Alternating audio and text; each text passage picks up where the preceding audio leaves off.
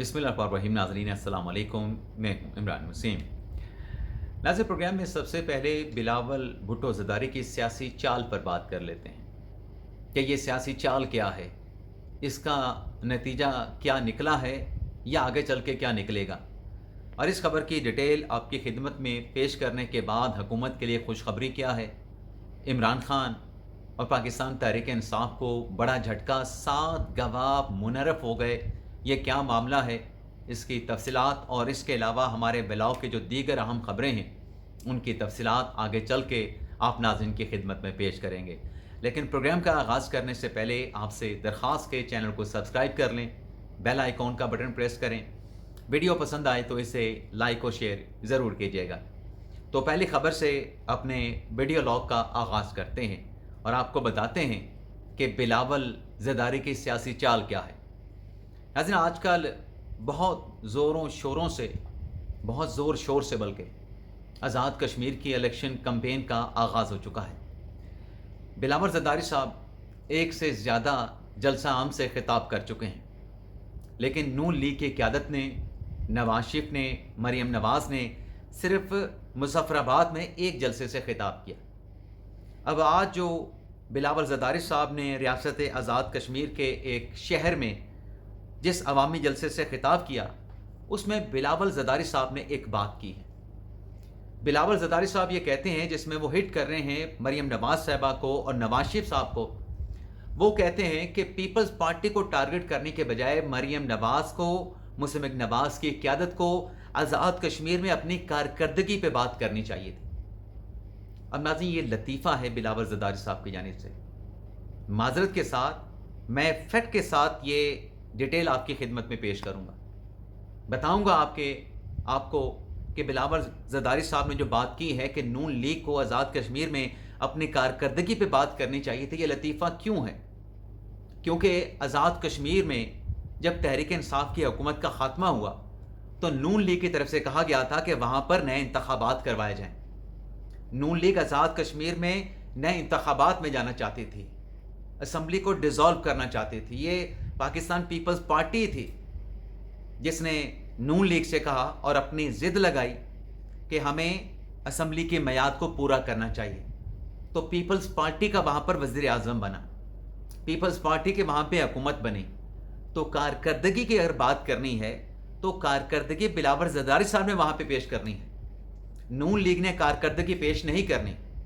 अगर मुहाजिरीन की सीटों का इशू था, कलअदम अवामी एक्शन कमेटी का इशू था, तो पीपल्स पार्टी के वज़ीर आज़म ने उनके साथ बातचीत करके मसले का हल निकालना था। अब बिलावल ज़रदारी साहब ये कहते हैं कि बल्कि पीपल्स पार्टी का ये मौक़िफ़ था। बिलावल साहब ने कुछ और बात की है। बिलावल साहब ये कहते हैं कि रायवंड के एक शहरी जो हैं वो आज़ाद कश्मीर के वज़ीर आज़म बनना चाहते हैं। अब यहाँ पर भी अवाम को चूना लगाने की कोशिश की गई। अब सबको पता है कि अगर नवाज शरीफ आज़ाद कश्मीर के वज़ीर आज़म बनना चाहते हैं, उसका तरीका क्या है, उसके लिए कानूनी प्रोसीजर क्या है। कल जब नवाज शरीफ ने बात की थी तो हम और आप जानते थे कि ये सिर्फ कश्मीरी अवाम की हमदर्दी सपेटने के लिए, अपनी इलेक्शन कैंपेन लॉन्च करने के लिए नवाज शरीफ साहब ने यह बात की। और ऐसी बातें होती हैं, लेकिन जो बिलावल ज़रदारी साहब ने उनको इस बात के ऊपर टारगेट किया है, इसकी कोई मंतक समझ नहीं आती। बिलावल साहब कहते हैं कि नवाज शरीफ ने और नवाज शरीफ ने, मरीम नवाज साहिबा ने ख्वाजा आसिफ के स्टेटमेंट के मामले पे कोई वजाहत नहीं दी, तो इसका मतलब है कि नून लीग ख्वाजा आसिफ के साथ खड़ी है। वो भी साथ खड़ी है बिल्कुल, इसी वजह से तो वो काबीना में शामिल हैं और उसमें वजाहत देने वाली कौन सी बात है। और बिलावल साहब कहते हैं कि जो कसूर को लाहौर नहीं बना सके, वो आज़ाद कश्मीर को लाहौर कैसे बनाएंगे। अब ये सारे इलेक्शन कैंपेन के नारे हैं, ये सारे इलेक्शन कैंपेन के ढकोसले हैं। और मुझसे अगर आप ऑनेस्टली पूछें, मैंने किसी की कब्र में नहीं जाना। मैंने बचपन में जो लाहौर देखा, बचपन के लाहौर से आज का लाहौर अच्छा है। ठीक है, ट्रैफिक बढ़ गई है, लेकिन शहर जो है वो संवरा हुआ नज़र आता है। तरक्याती काम नज़र आते हैं, तरक्याती मंसूबे नज़र आते हैं। और कराची को जो मैंने बचपन में देखा 1992 में, 1993 में ग़ालिबन पहली मरतबा, बहुत छोटा था, तो वो वाला कराची आज नज़र नहीं आता है। تو پرفارمنس کی بات کی جائے تو پنجاب میں جس کی حکومت رہی پنجاب آگے گیا ہے، جبکہ کراچی اور حیدرآباد جو ہیں وہ پیچھے گئے ہیں وقت گزرنے کے ساتھ ساتھ. اور اس کی وجہ پاکستان میں اگر نئی لیڈرشپ دیکھنی ہے، پاکستان میں اگر سیاسی انقلاب دیکھنا ہے تو لوکل گورنمنٹس، بلدیاتی انتخابات. اور میں تو معذرت کے ساتھ شاید کسی کو برا لگے، پرویز مشرف کا جو لوکل باڈی سسٹم تھا سب سے بہترین تھا. لوکل سطح پہ عوام کے مسائل حل ہو رہے تھے. لیکن موجودہ جو حکمران ہیں، چاہے وہ پنجاب میں ہیں، وفاق میں ہیں یا کے پی کے میں ہیں، میں اکراس دا بورڈ بات کر رہا ہوں، سندھ کی بھی بات کر رہا ہوں، بلوچستان کی بھی بات کر رہا ہوں، یہ ایسا بلدیاتی جو سسٹم ہے، جو بلدیاتی نظام ہے، اس کو افورڈ نہیں کر سکتے یا اس کو سپورٹ نہیں کرتے، جس سے ایک نئی لیڈرشپ جو ہے اس لوکل باڈی سسٹم کے ذریعے، بلدیاتی انتخابات کے ذریعے ابھر کے سامنے آئے. کیونکہ جو سیاسی منوپلی ہے، سیاسی جو اجارہ داری ہے، پھر اس کو خطرہ پیدا ہو جائے گا. اب ناظرین بات کر لیتے ہیں جو حکومت کے لیے اچھی خبر ہے، لیکن پاکستان تحریک انصاف کو بڑا جھٹکا لگا ہے کہ 7 گواہ نہ جانے کہاں پہ چلے گئے. گواہ بھی تحریک انصاف کے، لیکن عدالت میں سٹیٹمنٹ ریکارڈ کروانے کے لیے نہیں آئے. یہ ناظرین معاملہ ہے 26 نومبر کا. 26 نومبر پر جو آپریشن ہوا ڈی چوک کو، جناح ایونیو کو جو خالی کرایا گیا، جو پاکستان تحریک انصاف کے لوگ، پاکستان تحریک انصاف کے رہنما سرکاری اور اپنی نجی گاڑیوں کو چھوڑ کے وہاں سے چلے گئے تھے. بشرا بی بی صاحبہ، علی امین گنڈا پور، عمر ایوب، وہ بھی اپنے کنٹینر کو چھوڑ کے وہاں سے چلے گئے تھے. اور جو پی ٹی آئی نے نیریٹو بنایا، پی ٹی آئی کی طرف سے جو شکایت کی گئی کہ ہمارے 12 لوگوں کو گولیاں ماری گئی ہیں، اسٹیٹ فائر کیا گیا ہے، ہمارے 38 لوگ جو ہے وہ زخمی ہوئے ہیں. پہلے تو نمبر بہت زیادہ تھا، لیکن جب عدالت سے رجوع کیا گیا بیرسٹر غور کی طرف سے بطور چیئرمین پاکستان تحریک انصاف، اس میں 12 اموات کی بات کی گئی، 38 زخمیوں کی بات کی گئی، 139 لاپتہ افراد کی بات کی گئی، اور 5000 سے زیادہ گرفتاریوں کی بات کی گئی، اور ہزاروں ورکر. بیرسٹر گوہر نے اپنی کمپلینٹ میں کہا کہ وہ ٹریسیبل نہیں ہے، نہیں پتا کہ وہ کہاں پہ ہیں. اب وہ بھی لاپتہ افراد کی کیٹیگری میں آتے ہیں. اب یہ کمپلینٹ جو ہے ناظرین، یہ 26 نومبر کے بعد کوئی 20 دن کے اندر عدالت میں فائل کر دی جاتی ہے. آج اس کیس کا فیصلہ جاری کر دیا گیا ہے، جس میں تحریک انصاف کی کمپلینٹ کو خارج کر دیا گیا ہے. شہباز شریف کو، وزیر اعظم پاکستان کو، وزیر داخلہ محسن نقوی کو، وفاقی وزیر اطاعت تارڑ کو، وفاقی وزیر خواجہ آصف صاحب کو عدالت نے کلین چٹ دے دی ہے، عدالت نے ان کو ریلیف دے دیا ہے. لیکن کچھ حقائق بھی اس عدالتی فیصلے میں لکھے گئے ہیں کہ پی ٹی آئی کے گواہ کون تھے، چشمدید وٹنسز کون تھے. اب عدالتی فیصلہ جو کہ افضل منجوکا صاحب نے تحریر کیا ہے، 17 صفحات کا یہ تحریری فیصلہ ہے. اس میں کہا گیا کہ 16 سماعتیں ہوئیں. 16 سماعتوں میں بیرسٹر غور صاحب نے جو کمپلینٹ فائل کی، اوتھ پر اپنا بیان انہوں نے 16 سماعتوں میں ریکارڈ نہیں کروایا.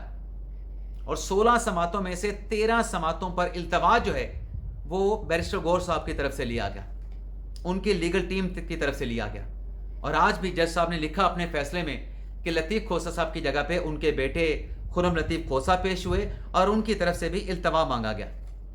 اب عدالت یہ کہتی ہے کہ قانون یہ کہتا ہے کہ جب نوٹسز جاری ہو جاتے ہیں اس نوعیت کی کمپلینٹ میں، تو پھر جو شکایت کنندہ اگر خود پیش نہیں ہوتا تو اس صورت میں جو ملزمان ہیں وہ بری کر دیے جاتے ہیں.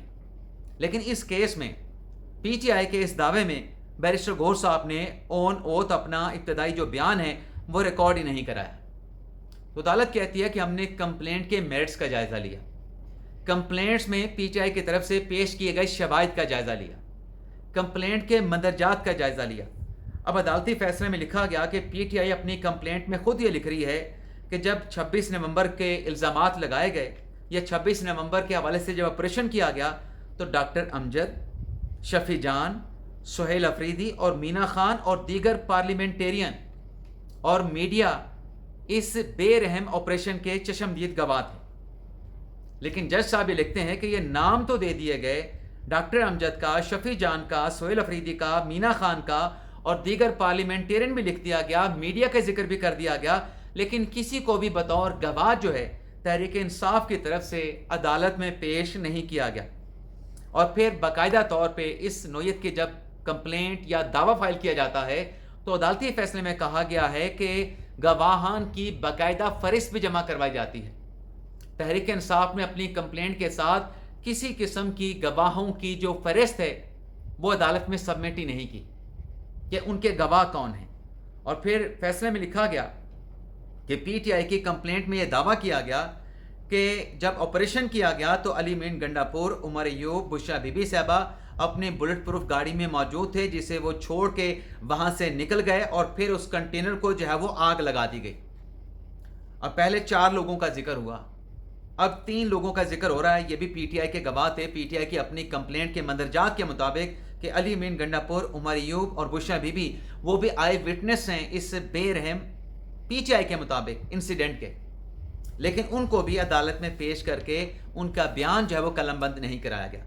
اب جج صاحب کہتے ہیں کہ 38 جو زخمی تھے جن کی بات کمپلینٹ میں کی گئی، ان میں سے بھی کوئی عدالت میں پیش ہو کے بطور گواہ اس نے بیان ریکارڈ نہیں کرایا، کسی بھی زخمی کی میڈیکل رپورٹ پیش نہیں کی گئی، جن کی اموات کا دعویٰ کیا گیا ان کی پوسٹ مارٹم رپورٹ اوریجنل ایتھینٹک وہ بھی پیش نہیں کی گئی، اور 19 ماہ گزرنے کے باوجود بھی جو بیان ہے وہ بھی قلم بند نہیں کرایا گیا، اور جو ڈیتھ سرٹیفکیٹ لگایا گیا وہ بھی فوٹو کاپیاں تھیں۔ اور اس حوالے سے عدالت نے اپنے فیصلے میں بھی لکھا ہے کہ جو پی ٹی آئی کہہ رہی ہے کہ اداروں کا ان کو تعاون حاصل نہیں تھا، تو پی ٹی آئی کے پاس ایک قانونی آپشن یہ موجود تھا کہ جن کی اموات ہوئی تھی مجسٹریٹ کو درخواست دے کے ان کی قبر کشائی کروا سکتے تھے۔ پی ٹی آئی نے یہ درخواست بھی کسی فورم کے اوپر نہیں دی، متعلقہ فورم پہ نہیں دی۔ اور پھر فیصلے میں لکھا گیا کہ جو مواد ہے، جو کمپلینٹ ہے، اس کے ساتھ پریس کلپنگ لگائی گئی، لیکن پریس کلپنگ کے ساتھ کوئی ویڈیو کلپ، کوئی یو ایس بی، کوئی بھی ویڈیو یا ڈیجیٹل سٹیٹمنٹ جو ایویڈنس ہے وہ بھی نہیں دیا گیا۔ تو عدالت یہ کہہ رہی ہے کہ 26 نومبر کے حوالے سے جو پی ٹی آئی کمپلینٹ لے کے آئی تھی کہ وزیر اعظم شہباز شریف کے خلاف کارروائی کی جائے، محسن نقوی کے خلاف کارروائی کی جائے، عطا تارڑ کے خلاف کارروائی کی جائے، خواجہ آصف کے خلاف کارروائی کی جائے، لیکن ان کے خلاف کارروائی کرنے کے لیے، ان کے خلاف کارروائی کو آگے بڑھانے کے لیے نوٹسز تو جاری کر دیے گئے تھے، لیکن قانونی کارروائی کرنے کے لیے کوئی ٹھوس مواد ان کی طرف سے پیش نہیں کیا گیا۔ پی ٹی آئی کی طرف سے نہ لف کیا گیا دعوے کے ساتھ، سوٹ کے ساتھ، نہ بعد میں کوئی گواہ سامنے لایا گیا، نہ اپنے پارٹی کے لوگوں کو، نہ بشرا بی بی صاحبہ کو پیش کیا گیا۔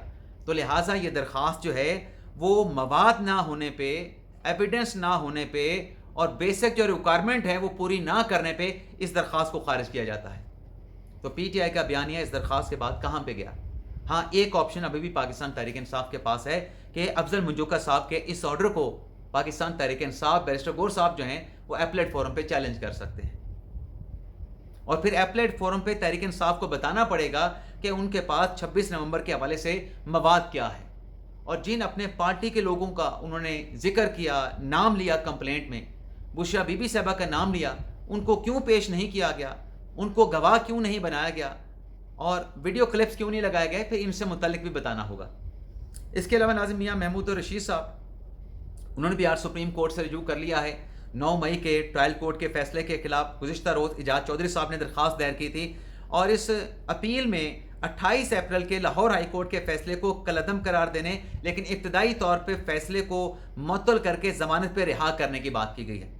درخواست میں میاں محمود رشید صاحب کا یہ کہنا ہے کہ عدم شواہد کی بنیاد پر ان کو سزا دی گئی، سازش کا الزام جو ہے اس جرم میں ان کو کنوکٹ کیا گیا، اور اس کیس میں جو ہے شاہ محمود قریشی صاحب کو بری کیا جا چکا ہے۔ تو یہ منافی ہے کہ ایک ملزم کو بری کیا جا رہا ہے، انصاف کے تقاضوں کے منافی ہے، اور باقیوں کو سزا دی جا رہی ہے، تو لہٰذا مجھے بھی وہی ریلیف دیا جائے جو شاہ محمود قریشی صاحب کو دیا گیا۔ اسی طریقے سے ناظرین آخری خبر جو یمن کے حوثی تنظیم کی طرف سے، انصار اللہ کی طرف سے جو آبنہ بابل جو منتب ہے اس کو بند کرنے کی بات کی گئی، سعودی عرب کی ناکہ بندی کی بات کی گئی۔ آج پاکستان کے دفتر خارجہ نے اس پر بڑا سخت سٹیٹمنٹ جاری کیا ہے، اور یہ سخت سٹیٹمنٹ جو ہے جس میں یہ کہا گیا ہے کہ اگر پاکستان کے جہاز باب المندب سے گزرتے ہیں، ان کو اگر ٹارگٹ کیا گیا، حوثیوں کی طرف سے نشانہ بنایا گیا، تو پاکستان طاقت کا حق جو ہے استعمال کرنے کا حق محفوظ رکھتا ہے، اور ایسی دھمکیاں جو سعودی عرب کو دی جا رہی ہیں وہ ناقابل قبول ہیں۔ پاکستان کے جھنڈے والے جہاز کو ٹارگٹ کیا گیا تو پاکستان اس کو اپنی قومی سلامتی پر خطرہ تصور کرے گا۔ اب خطرہ تصور کرنا اور ताकत के इस्तेमाल का हक महफूज रखना, इस स्टेटमेंट में रियासत के तमाम इदारों की ईमा, उनकी मर्जी शामिल है। अफवाज पाकिस्तान की मर्जी भी शामिल है कि अगर पाकिस्तान के जहाज़ बाबुल मुंदब से गुजरते हैं, हौसियों की तरफ से उसको टारगेट किया जाता है, तो पाकिस्तान की फ़ौज, पाकिस्तान की अफवाज फील्ड मार्शल आसिम मुनीर साहब की क़यादत में, सरबराही में इस इक़दाम का अगर हौसी तंजीम ये करती है, यमन के हौसी पाकिस्तान के जहाज़ों को निशाना बनाते हैं, तो फिर पाकिस्तान मिलिट्री ताकत के ज़रिए इसका जवाब देगा।